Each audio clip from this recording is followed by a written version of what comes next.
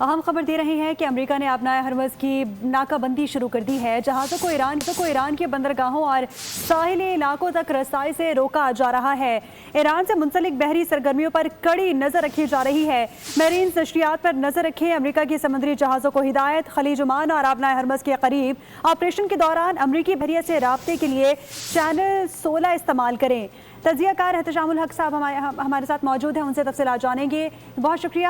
آپ سے جاننا چاہیں گے آبنائے ہرمز کے بندش سے کیا سمجھتے ہیں آپ کہ عالمی معیشت پر کیا اثرات مرتب ہوں گے؟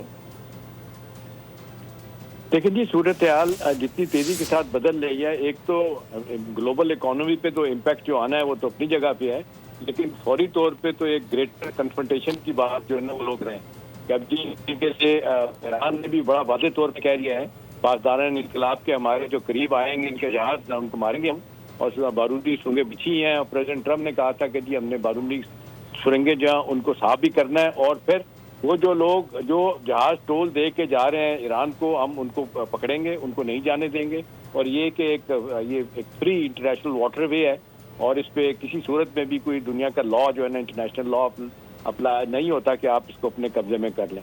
کچھ لوگ کہتے ہیں نہیں 1974 میں انہوں نے کر لیا تھا، عمان نے اور مل کے دونوں نے اس کو، اور لہٰذا یہ ان کی جس کو کہتے ہیں کہ وہ کہہ سکتے ہیں کہ یہ ہماری ہے، لیکن بہرحال یہ ایک بڑی کنٹروورشل سی بات ہے۔ لیکن اب جس طریقے سے یہ ہٹ کرنے کی بات ہو رہی ہے، جس طریقے سے پریزیڈنٹ ٹرمپ نے کہا ہے کہ جی ہم اس سارے علاقے کو کارڈن آف کریں گے، ہم بلاکیٹ کریں گے، ہم جو جہاز جائیں گے ہم ان کو روکیں گے، تو بنیادی طور پہ تو یہ اب جو نقصان ہونا ہے یہ تو اب ہوگا چائنا کا، کیونکہ چائنا کے جہاز رکے ہوئے ہیں زیادہ تر، اور یہ جو تقریباً 22% جو یہاں سے تیل جاتا ہے آبنائے ہرمز سے، اس میں آپ دیکھ لیں کہ اس کو 73% ان کی ضرورت ہے تیل کی چائنا کی۔ اسی طرح ساؤتھ کوریا کی بھی 80-85% ہے، 90% جاپان کی ہے، لہذا یہ سب دیکھیں اس کے خلاف بولیں گے۔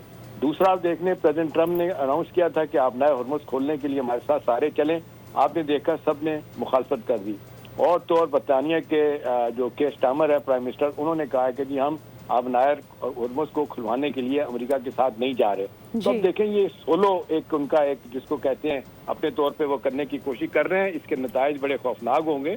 لوگ اب کہہ رہے ہیں کہ یہ کنفرنٹیشن بڑھے گی، لڑائی کی طرف ماحول بنے گا، اور اس میں بڑی طاقتیں جو ہے نا وہ بھی کود سکتی ہیں۔ اب سینس پریویل کرنی چاہیے۔ ایون تو پریزیڈنٹ ٹرمپ نے آپ نے دیکھا پوپ جو ہے عیسائیت کے سب سے بڑے رہنما، ان کے خلاف بھی باتیں کرنی شروع کر دی۔ انہوں نے کہا کہ جنگ بند کرو، انہوں نے کہا کہ میں اس کو پسند نہیں کرتا۔ اب دیکھیں صورتحال بڑی تیزی کے ساتھ بگڑ رہی ہے، صورتحال اس وقت تیزی کے ساتھ بگڑ رہی ہے۔ بہت شکریہ احتشام الحق صاحب، آپ نے اپنا قیمتی وقت دیا۔